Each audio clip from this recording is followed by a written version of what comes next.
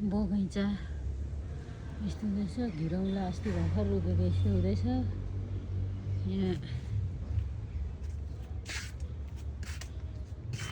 यस्तै हुँदैछ।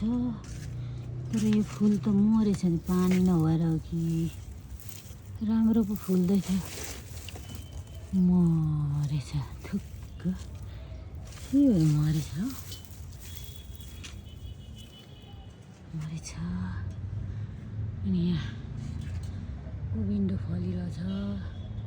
उता एउटा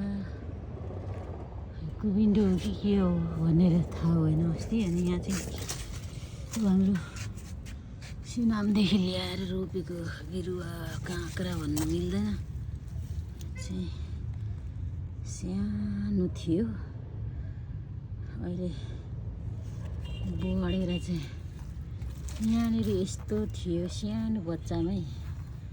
यस्ता नाथो के खानु भनेर